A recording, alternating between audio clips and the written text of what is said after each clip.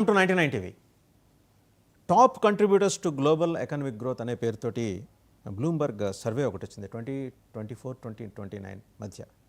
And మనం అందరూ ఆశించినట్టుగానే భారత్ వృద్ధి రేటు గణనీయంగా పెరిగింది. అయితే చైనా మొదటి స్థానంలో ఉంటే భారత్ రెండో స్థానంలో, అమెరికా మూడో స్థానంలోకి చేరుకుంది. ఇంకా 10 దేశాలు ఉన్నాయి.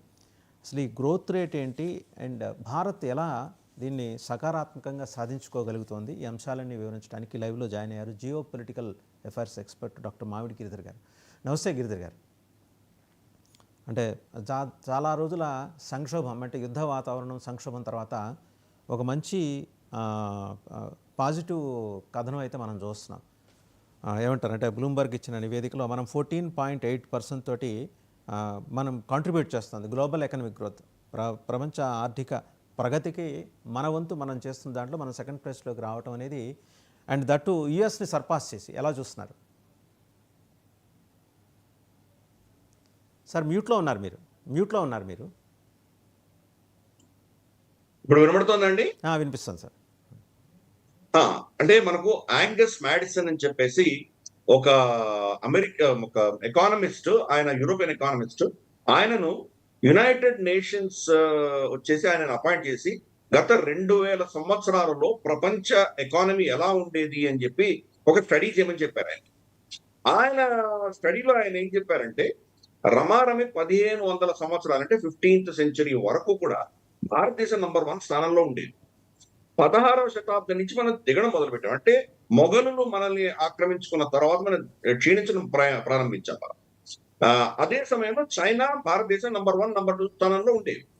క్రమేపీ చైనా పుంజుకోవడం మొదలుపెట్టింది, మనం క్షీణించడం మొదలుపెట్టాం. తర్వాత బ్రిటిష్ వాళ్ళు వచ్చేసరికి 17th సెంచరీ 18th సెంచరీకి వచ్చేసరికి కొంత మళ్ళీ పుంజుకునే ప్రయత్నం అయింది మన 17th సెంచరీలో. అంటే మొఘలులు క్షీణించంగానే మనం కొంచెం పెరిగాం. అంటే ఆ సమయంలో ఎవరున్నారు ఇక్కడ? మనకు మరాఠా సామ్రాజ్యం ఉంది. మరాఠా సామ్రాజ్యం మళ్ళీ మనం పుంజుకున్నాం కొంత. తర్వాత ఏమైంది? మళ్ళీ క్షీణించాం. బ్రిటిష్ వాళ్ళు టేక్ ఓవర్ చేసిన తర్వాత మనం అధపాతాళానికి వెళ్ళిపోయాం. 2%కి వచ్చాం. అంటే అంతకు ముందర 32-33% ప్రపంచంలో ఉన్నటువంటి జీడిపి భారతదేశంలో ఉండేది. భారతదేశం, చైనా ఎప్పుడు నంబర్ 1, నంబర్ 2 స్థానంలో ఉండేవి. 1500-1600 సంవత్సరాలు ఉండేవి. అటువంటిది సడన్ గా బ్రిటిష్ వాళ్ళు రాగానే మనం కిందికి వెళ్ళిపోయాం. ఇప్పుడు దాన్ని మళ్ళీ రివర్స్ చేస్తున్నాం. మీరు చూపిస్తున్నటువంటి స్లైడ్ ఏదైతే ఉందో దాంట్లో మనం స్పష్టంగా చూడొచ్చు. నంబర్ 1 స్థానంలో చైనా, నంబర్ 2 స్థానంలో భారతదేశాన్ని చూపిస్తున్నారు. అఫ్ కోర్స్ చైనా ఒక పెద్ద మ్యానుఫ్యాక్చరింగ్ ఇంజిన్, పవర్ హౌస్ అది. కాబట్టి మనకంటే రమారమి 7-8 రెట్లు ఎక్కువ ఇండస్ట్రియలైజేషన్ అయినటువంటి దేశం చైనా. చైనాలో ఇబ్బందులు ఉన్నాయి. ఇప్పుడు కొన్ని ఫైనాన్షియల్ ఇబ్బందులు ఉన్నాయి వాళ్ళకు. వాళ్ళు తీసుకున్నటువంటి కమ్యూనిస్ట్ నిర్ణయాల వల్ల చాలా సఫర్ అవుతున్నారు. అయినా మనకంటే ఎంత ముందుకు వెళ్ళిపోయారంటే కనుక ఆ గ్యాప్ ని మనం బ్రిడ్జ్ చేయడం చాలా కష్టం. అయినా ఈ బ్లూంబర్గ్ రిపోర్ట్ ఏం చెప్తోంది? 3 దేశాలు డబుల్ డిజిట్ మనకు ప్రపంచంలో ఉన్నటువంటి ఆర్థిక పరిస్థితులను 3 దేశాలు డబుల్ డిజిట్ కంట్రిబ్యూషన్ ఇవ్వగలుగుతున్నాయని చెప్తున్నారు. దాంట్లో చైనా, భారతదేశం, అమెరికా. భారతదేశానికి మనకు చైనాకి మధ్యలో ఒక 7% మాత్రమే గ్యాప్ ఉంది. అంటే ఒక 10 ఏళ్ల క్రితం మనం ఎక్కడ సీన్ లో లేము మనం. ఇన్ఫాక్ట్ మీరు చూపిస్తున్న లిస్ట్ లో చూస్తే యూకే లేదు చూడండి. యూకే లేదు అసలు. మొదటి 10 దేశాలు యూకే లేదు. ఒక 100 సంవత్సరాల క్రితం వాళ్ళు ప్రపంచ శక్తి, వరల్డ్ సూపర్ పవర్ వాళ్ళు. మొత్తం బ్రిటిష్ రవి అస్తమించిన బ్రిటిష్ సామ్రాజ్యం. ఈరోజు వాళ్ళు ఎక్కడికి వెళ్ళిపోయారు.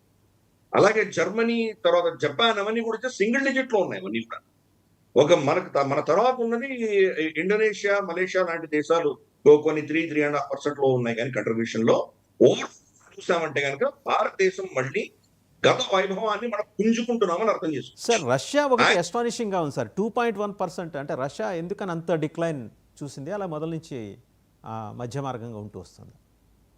అంటే రష్యాలో వచ్చిన ప్రాబ్లం ఏంటంటే వాళ్ళు ఒక జనరేషన్ ఆఫ్ మన ఎకనామిక్ రెవల్యూషన్ ఏదైతే ఉందో అది మిస్ అయిపోయారు వాళ్ళు.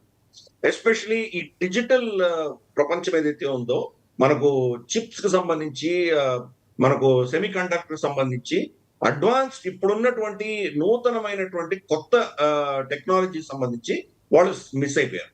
ఇప్పటికి కూడా వాళ్ళ టెక్నాలజీ అంతా కూడాను, అఫ్ కోర్స్ వాళ్ళ టెక్నాలజీ చాలా పటిష్టమైన టెక్నాలజీ, కానీ అది 70-80 90 దశకంలో మాత్రమే పనికొస్తుంది. 2000 నుంచి వస్తున్నటువంటి గత 20 సంవత్సరాల్లో ఉన్నటువంటి టెక్నాలజీకి వాళ్ళు వెనకబడి ఉన్నారు వాళ్ళు. అందుకని ఆ 2% కంట్రిబ్యూషన్ కూడా ఎక్కడి నుంచి వస్తుందంటే బేసిక్ గా వాళ్ళ మినరల్స్, అక్కడ ఉన్నటువంటి ఆయిల్, గ్యాస్ కావచ్చు, లేదా వాళ్ళ దగ్గర ఉన్నటువంటి యూరియా లాంటివి కావచ్చు, లేదా వాళ్ళకు ఉన్నటువంటి గోధుమలు ఇటువంటివి కావచ్చు. అంటే ఇండస్ట్రియల్ పవర్ నుంచి వాళ్ళు తగ్గిపోతున్నారు. ఇండస్ట్రియల్ పవర్ హౌస్ నుంచి తగ్గిపోతున్నారు. టెక్నాలజికల్ పవర్ హౌస్ నుంచి తగ్గిపోతున్నారు. చైనా దానికి రివర్స్, కంప్లీట్ గా రివర్స్. చైనా వాళ్ళు వాళ్ళ వ్యవసాయ పరంగా మనం చూస్తే, అగ్రికల్చర్ పరంగా చూస్తే కానీ వాళ్ళు ఒక నెట్ ఫుడ్ ఇంపోర్టర్. వాళ్ళకు ఆహారం కొంచెం తక్కువ ఉంది, వాళ్ళ ప్రొడక్షన్ చాలా తక్కువ. ఎందుకంటే మీరు చైనా దేశం చూసారంటే హాన్ చైనీస్ ఎక్కడ ఉంటారో ఆ యాంగ్సే రివర్, ఎల్లో రివర్, ఆ ప్రాంతం మాత్రమే పంటలు పండుతాయి. మిగతా ఆల్మోస్ట్ 50%, 60% చైనాలో పంటలు పండవు. జింజియాంగ్ తీసుకోండి, జింజియాంగ్ లో ఒక ఉంటారు అక్కడ, అదంతా టక్లా మకాన్ డెజర్ట్, గోబీ డెజర్ట్ ఉంటుంది, అక్కడేం పండవు. అలాగే టిబెట్ లో ఏం పండవు, ఇన్నర్ మంగోలియా ఏం పండవు, మంచూరియాలో ఏం పండవు. కాబట్టి వాళ్ళు ఇంపోర్ట్ చేసుకోవాల్సిన పరిస్థితి. కానీ టెక్నాలజికల్ గా మ్యానుఫ్యాక్చరింగ్ లో వాళ్ళు పవర్ హౌస్ వెళ్ళిపోయారు. కాబట్టి వాళ్ళు ఇప్పటికి కూడా వాళ్ళ కంట్రిబ్యూషన్ అంత సిగ్నిఫికెంట్ గా ఉంది. మీరు అడిగిన ప్రశ్నకు రష్యా ఈ యొక్క రెవల్యూషన్ నుంచి వాళ్ళు వెనకబడిపోయారు. దాంతో టెక్నాలజీ పరంగా వాళ్ళు ఎక్కడ లేరు. ఇప్పుడు కూడా వాళ్ళ డిఫెన్స్ ఇండస్ట్రియల్ కాంప్లెక్స్ కూడా కొత్త టెక్నాలజీని చైనా నుంచి తెచ్చుకొని పెట్టుకుంటున్నారు. వాళ్ళ ప్రొడ్యూస్ అవ్వట్లేదు. రేపటి రోజు చైనా నుంచి కనుక వాళ్ళు ఇంపోర్ట్ చేసుకోకపోతే వాళ్ళ టెక్నాలజీ పనికిరాదు. అందుకని మనకు కూడా చాలా ఇబ్బంది ఉంది. ఈ రోజు మనం రష్యా మీద ఇంత డిపెండ్ అయి ఉన్నాం. మనం ఇంత డిపెండ్ అయి ఉన్నటువంటి పరిస్థితుల్లో రేపు కనుక మళ్ళీ మనం రష్యా నుంచి కొత్త ఎక్విప్మెంట్ కొన్నామంటే దాంట్లో చైనీస్ కాంపోనెంట్స్ ఉండబోతున్నాయి. అందుకని రష్యా వెనకపడిపోయింది. వెరస్ అమెరికా కావచ్చు, వెస్ట్ కావచ్చు, వీళ్ళు నెక్స్ట్ జనరేషన్ వెళ్ళిపోయారు. అంటే బేసిక్ మ్యానుఫ్యాక్చరింగ్, మీరు సైకిళ్ళు, ప్లాస్టిక్లు, మీ పెన్సిళ్ళు, పెన్నులు, ఆ మ్యానుఫ్యాక్చరింగ్ అంతా ఆపేస్తున్నారు. అవన్నీ చైనాకి, వియట్నాంకి, వీటికి డంప్ చేశారు. అన్ని వాళ్ళ కార్లు ఏం కావాలంటే అవన్నీ డంప్ చేశారు. టెక్నాలజీ పరంగా వాళ్ళు కంప్లీట్ గా ముందుకు వెళ్ళిపోయారు వెస్ట్. కాబట్టి మనం ఏంటంటే ఈ రెండు మిస్ అయ్యాం. మనం ఇండస్ట్రియల్ రెవల్యూషన్ మిస్ అయ్యాము, టెక్నాలజీ మిస్ అయ్యాం, రెండు కూడా మిస్ అయ్యాం. ఇప్పుడు పుంజుకుంటున్నాం. గత 10 ఏళ్లుగా మనం దాన్ని రివర్స్ చేసుకోగలిగాం. ఎందుకంటే 10 ఏళ్ల క్రితం మనం 10వ స్థానంలో ఉన్నాం జీడిపిలో. 10 ఏళ్లలో ఇప్పుడు 4వ స్థానానికి వచ్చాం. అంటే ఎంత ర్యాపిడ్ గ్రోత్! ఒక 10 సంవత్సరాల్లో 6 స్టేజెస్ దాటొచ్చామంటే కనుక అది ఫినామినల్. అందుకని ఇప్పుడు మీరు చూపిస్తున్నటువంటి స్టాటిస్టిక్స్ లో దీంట్లో చూస్తే కనుక ఈవెన్ స్టాక్ మార్కెట్ పరంగా కూడా అమెరికా 16.9% 10 సంవత్సరాల్లో వాళ్ళు రిటర్న్స్ ఇవ్వగలిగితే భారతదేశం 15.9% ఇస్తుంది రిటర్న్. గత 10 సంవత్సరాలుగా ఇచ్చింది. మనము బ్రెజిల్ ఇద్దరు కూడా 15.9% మన రిటర్న్స్ ఇచ్చాం. అంటే ప్రపంచంలో ఈ రోజు ఎకానమీ పరంగా చూస్తే కనుక ఎదుగుతున్నటువంటి దేశము, దేని మీద నమ్మకం పెంచుకోగలము, దేని మీద భరోసా పెట్టి ఇన్వెస్ట్మెంట్ చేయగలము అన్న దేశం ఉందంటే కనుక తప్పకుండా అమెరికా తర్వాత భారతదేశం అని స్పష్టంగా అర్థమవుతుంది. ఈ చార్ట్ లో మీకు చైనా కనిపించింది. చైనా ఎందుకు కనిపించింది అంటే China stock market manipulated stock market. మనకు డొనాల్డ్ ట్రంప్ వాడి మీద టారిఫ్స్ వేస్తే 140% టారిఫ్లు వేస్తే నార్మల్ గా ఏమవుతుంది, భారతదేశం మీద టారిఫ్స్ వేస్తే మన స్టాక్ మార్కెట్ పడిపోయింది. అలాగే అన్ని దేశాల స్టాక్ మార్కెట్స్ పడిపోయింది. Even Japan stock markets Nikkei పడిపోయింది. తర్వాత మనకు ఫిట్సీ యూకే స్టాక్ ఎక్స్చేంజ్ పడిపోయింది. మనకు డాక్స్, మనకు జర్మన్ స్టాక్ ఎక్స్చేంజ్ పడిపోయింది. ఎన్నో దేశాల్లో స్టాక్ ఎక్స్చేంజ్లు అన్ని కూడా క్రాష్ అయినాయి డొనాల్డ్ ట్రంప్ టారిఫ్స్ వేయగానే. కానీ కంప్లీట్ రివర్స్ గా చైనాలో 140% టారిఫ్ వేస్తే వాళ్ళ స్టాక్ మార్కెట్స్ పెరిగినాయి. ఇంతకంటే విడ్డూరం అది ఎలా సాధ్యమైంది సార్? అది ఎందుకంటే గవర్నమెంట్ ఇంటర్వ్యూ అవుతుంది కాబట్టి. గవర్నమెంట్ సంస్థలు కొంటున్నాయి, అదే పనిగా దానికి ఎక్కువ ధర ఇచ్చి కొనడం మొదలెట్టారు. ఎట్టి పరిస్థితుల్లో క్రాష్ అవడానికి వీలు లేదు అని చెప్పి మనకు బీజింగ్ నుంచి ఆర్డర్ వచ్చేసింది. దాంతో Hong Kong stock exchange, Beijing stock exchange రెండు క్రాష్ అవడం కాదు కదా, పెరిగినాయి. కాబట్టి అంత మ్యానిపులేటెడ్ స్టాక్స్ మీద ఎవరు ఇన్వెస్ట్ చేసేయంటే దమ్ము ధైర్యం ఎవరికి లేవు. అది మన ప్రాబ్లం. అంటే contrary to the present scenario sir, China is facing lot of fiscal crisis అనే ఒక వెర్షన్ ఉంది. Despite that how could they do it అండి? అంటే వాళ్ళకు ఆల్రెడీ 1990 నుంచి చూస్తే కనుక 35 సంవత్సరాలు వాళ్ళు ఒక ఇండస్ట్రియల్ పవర్ హౌస్ గా ఎదిగారు. అంతేకాదు అదే పనిగా వెస్ట్ వాళ్ళని అలా పవర్ హౌస్ గా ఎదగడానికి సహాయం చేశారు. వాళ్ళకి ఇండస్ట్రియల్ టెక్నాలజీ ఇచ్చారు. ఎందుకంటే చైనాలో ఇండస్ట్రియల్ టెక్నాలజీ లేదు. వెస్ట్ నుంచి వచ్చిన టెక్నాలజీ అంతా గతంలో జపాన్ కి ఇచ్చింది వెస్ట్. జపాన్ నుంచి కూడా తీసేసి చైనాకి ఇవ్వడం మొదలు పెట్టారు. చైనా ఏం చేసిందంటే స్ట్రాటజిక్ గా ఈ దేశాలలో ఉన్నటువంటి చాలా అంశాలన్నీ కూడా వాళ్ళు కబ్జా చేస్తున్నారు. మోనోపలైజ్ అయిపోయారు. మోనోపలి లిటరలీ చైనాకి మోనోపలి. అమెరికాలో వెళ్ళి చూస్తే కనుక ఆల్మోస్ట్ మనకు నిత్యావసర సరుకులన్నీ కూడా డే టు డే మనకు ఫర్నిచర్ కావచ్చు, మనకు వెహికల్స్ కావచ్చు, మనకు కావాల్సిన స్టేషనరీలు కావచ్చు, మనకు కావాల్సిన ఈవెన్ టాయిలెట్ పేపర్ కావచ్చు, టిష్యూ పేపర్లు కావచ్చు, మనకు నాప్కిన్, శానిటరీ నాప్కిన్స్ కావచ్చు, అన్ని చైనా మ్యానుఫ్యాక్చర్. కాబట్టి ఆన్ పర్పస్ అప్పటి ప్రభుత్వాలు, క్లింటన్ ప్రభుత్వము, తర్వాత ఒబామా ప్రభుత్వము, ఎస్పెషలీ మనకు డెమోక్రాట్ ప్రభుత్వాలన్నీ కూడాను మ్యానుఫ్యాక్చరింగ్ షిఫ్ట్ చేసాయి. ఎందుకంటే వీళ్ళ సపోర్ట్ బేస్ అంతా కూడా చూస్తే మీకు ఈస్ట్ కోస్ట్, వెస్ట్ కోస్ట్ లో ఉంటుంది. మీకు కాలిఫోర్నియా ఈ ప్రాంతం అంటే మనకు సిలికాన్ వ్యాలీ, లేదా మనకు మన ఏమంటారంటే బ్యాంకింగ్ పవర్ హౌస్ అయినటువంటి east Coast, New York, new Jersey, ఈ ప్రాంతం, వాషింగ్టన్ డీసీ, ఇక్కడ వాళ్ళ సపోర్ట్ బేస్ ఉంటుంది. వాళ్ళు ఏం చేస్తున్నారంటే మ్యానుఫ్యాక్చరింగ్ నుంచి మనం సర్వీసెస్ వెళ్ళిపోవాలని వాళ్ళు నిర్ణయించారు. అదే స్టేట్మెంట్ రఘురామ్ రాజన్ నుంచి కూడా విన్నాం. రఘురామ్ రాజన్ ఇచ్చిన స్టేట్మెంట్ కూడా భారతదేశం మ్యానుఫ్యాక్చరింగ్ దీంట్లో పెట్టుకోకూడదు, డైరెక్ట్ గా సర్వీసెస్ వెళ్ళాలి అంటున్నాడు. అంటే ఆ lobby, so called leftist lobby ఏదైతే ఉందో, ఈ అమెరికన్ లాబీ ఏదైతే ఉందో దానికి ఆయన వత్తాసు పడుతున్నాడు. భారతదేశం ఇండస్ట్రియల్ రెవల్యూషన్ స్కిప్ అయ్యామా, ఇప్పుడిప్పుడు పుంజుకుంటున్నామా. కనీసం అంటే 20 ఏళ్ళు దానికి దూరం అయిపోయి మనం ఏం చేసాం. గ్యాప్ ఎక్కడ వచ్చింది సార్? ఆ ఇండస్ట్రియల్ మన రెవల్యూషన్ మిస్ అయిన గ్యాప్ ఏ పర్టికులర్ పీరియడ్ లో వచ్చింది? అది మనకు 90s నుంచి మళ్ళీ 2000 వరకు, అంటే ఆల్మోస్ట్ ఒక 10-15 సంవత్సరాలు మనం మిస్ అయిపోయాం. మనం 1990లో చైనా, భారతదేశము ఇద్దరు కూడా పర్ క్యాపిటా కానీ జీడిపి లెవెల్ కానీ ఇద్దరు ఆల్మోస్ట్ ఈక్వల్ గా ఉంది. కొద్దిగా చైనా మనకంటే ముందర ఉండేది, కానీ మోరల్లెస్ ఇద్దరు ఒకటే స్టేటస్ లో ఉన్నాం. స్టోరీ కట్ చేస్తే 2025 అంటే 35 సంవత్సరాల్లో వాళ్ళు మనకంటే 8 రెట్లు పెరిగారు. సో అది ఒకటి, చైనా కాన్షియస్ గా డెసిషన్ తీసుకుంది. డెంగ్ షాపింగ్ తీసుకున్నటువంటి డెసిషన్, ఓపెన్ అప్ అవుదాం అన్నటువంటి డెసిషన్. రెండు, వెస్ట్ కూడా దాని మీద డంప్ చేద్దాం అన్నటువంటి ఇన్వెస్ట్ చేశారు. వెస్ట్ లో ఏంటంటే వాళ్ళు ఏమో డెమోక్రసీని పెంపొందించే దిశగా వాళ్ళు ఏం చేయరు. వాళ్ళకి ఎక్కడ లాభాలు వస్తే అక్కడికి వెళ్తారు. చైనా మీద డంప్ చేశారు. అందుకని మీరు అమెరికాకు వెళ్ళి చూస్తే కనుక అమెరికాలో మీకు చాలా క్లియర్ స్కైస్ ఉంటాయి, పొల్యూషన్ ఉండదు. ఎందుకు? చాలా గొప్పగా ఎన్వైరన్మెంటల్ ఈ యాక్టివిస్టులు అందరూ ఏంటంటే చైనాని, భారతదేశాన్ని తిడతారు. మీరే ప్రపంచానికి పొల్యూషన్ అంతా మీరే ఇస్తున్నారు అని అంటారు. అది చైనా ఎందుకంటే పొల్యూట్ చేస్తుంది? అమెరికా ఇండ్లని నింపడానికి కోసం వాళ్ళు పొల్యూట్ చేస్తున్నారు. మ్యానుఫ్యాక్చరింగ్ అంతా వాళ్ళు చేసేది అమెరికా కోసం కదా. కాబట్టి అది డైరెక్ట్ గా అమెరికన్ ఖాతాలో వేయాలి ఆ పొల్యూషన్ అంతా. సో దాన్ని షిఫ్ట్ చేశారు. అప్పుడు మనం మిస్ అయ్యాం. ఆ సమయంలో కంప్లీట్ గా చైనాకి వెళ్ళిపోయినాయి, అప్పుడు మిస్ అయ్యాం. రెండోది, మళ్ళీ చైనా మీద వేటు పడినప్పుడు, ఎస్పెషల్లీ కరోనా వచ్చిన తర్వాత వేటు పడినప్పుడు అక్కడి నుంచి చాలా కంపెనీస్ వెళ్ళిపోయినాయి బయటికి. వెళ్ళిపోవడంలో 10 కంపెనీలు బయటికి వెళ్తే దాంట్లో రమారమి 6-7 కంపెనీలు మనకు వియట్నాంకి వెళ్ళినాయి. ముందర వియట్నాంకి వెళ్ళిపోయాయి. అది చైనా చేసింది. చైనా కాన్షియస్ గా చేసింది. ఏం చేసిందంటే వియట్నాంకి షిఫ్ట్ చేసి వాళ్ళ కాంపోనెంట్స్ అక్కడ పంపించి అసెంబుల్ చేసి మేడ్ ఇన్ వియట్నాం అని స్టాంప్ వేసి మళ్ళీ అమెరికాకి, ప్రపంచానికి అమ్మేది. అంటే మేడ్ ఇన్ పిఆర్సి. వాళ్ళు మేడ్ ఇన్ చైనా అని కూడా చెప్పరు, మేడ్ ఇన్ పిఆర్సి అంట, కన్ఫ్యూజ్ చేయడానికి ఫస్ట్. అంటే చైనీస్ బ్రాండ్ ఎంత దారుణమైనటువంటి రెప్యుటేషన్ ఉందో మనం అర్థం చేసుకోవచ్చు. మేడ్ ఇన్ చైనా అంటే కనుక ఎవరికి అంటే దో నెంబర్ అనే ఇంప్రెషన్ ఉంది కదా వాళ్ళ మీద, అందుకని మేడ్ ఇన్ పిఆర్సి అంటారు. అన్నది కూడా, అది కూడా నెగిటివ్ అయిపోయిందని తెలిసి మేడ్ ఇన్ సార్. పిఆర్సి అంటే ఏంటి? Like People's Republic of China. Okay. So PRC అంటే ఏ దేశం మనకు తెలియదు, సరే కొనేస్తారని చెప్పేసి అదే ఐటమ్స్ ని మేడ్ ఇన్ వియట్నాం పేరిట అమ్మారు కొంతకాలం. క్రమేణా అది కూడా దెబ్బతినింది. వియట్నాం కూడా అబ్జర్వ్ చేసిన కెపాసిటీ చాలా తక్కువ ఉంది, వాళ్ళకు ఉన్నటువంటి పాపులేషన్ చాలా తక్కువ. ఇంకా మిగతా మనకు కంబోడియా, లావోస్, తర్వాత ఫిలిప్పీన్స్, ఇటు కొన్ని దేశాలకు వెళ్ళాయి. అన్ని అయిపోగా మిగిలినవి ఒకటో అరో మన దేశానికి వచ్చాయి. అది షార్ట్ టర్మ్ లో అది సాధ్యమైంది.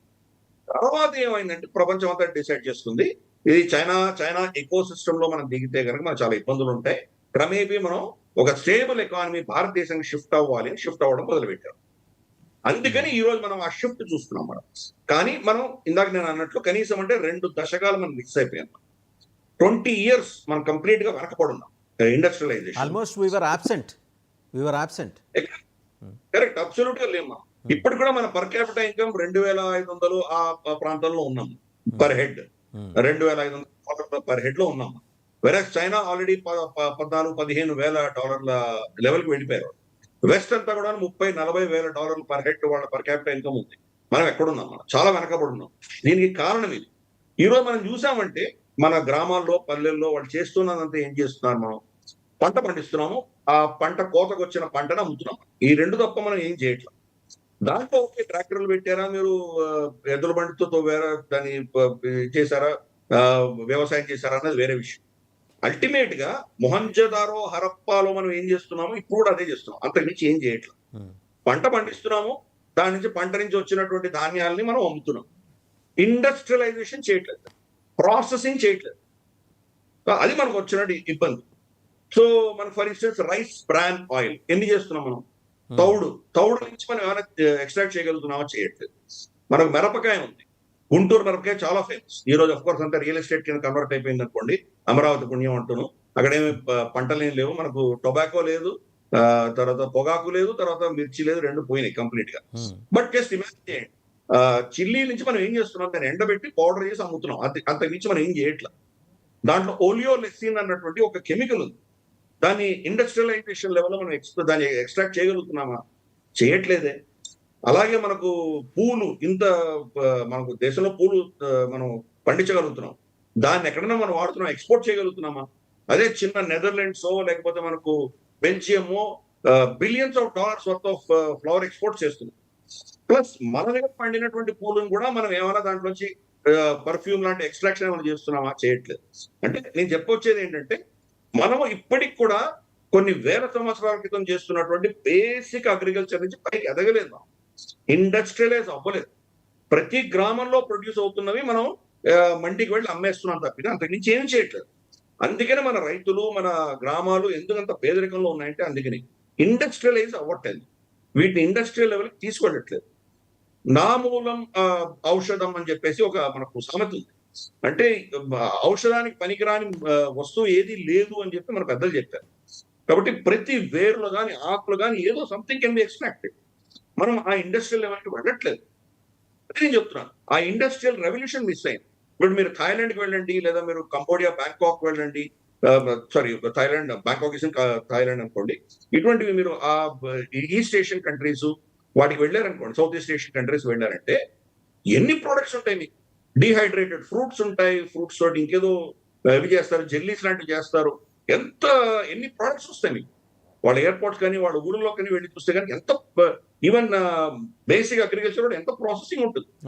ఫర్ ఇన్స్టెన్స్ మనం ఫ్లైట్ లో వెళ్తే కనుక వాడు 5 నిమిషాలు 8 నిమిషాల్లో వేడి నీళ్లు వేస్తే కనుక మనకు బిర్యానీ తయారవుతుంది, మనకు ఇంకేదో తయారవుతుంది, ఉప్మా తయారవుతుంది, ఇవి చేస్తున్నారు కదా. అది ప్రాసెసింగ్.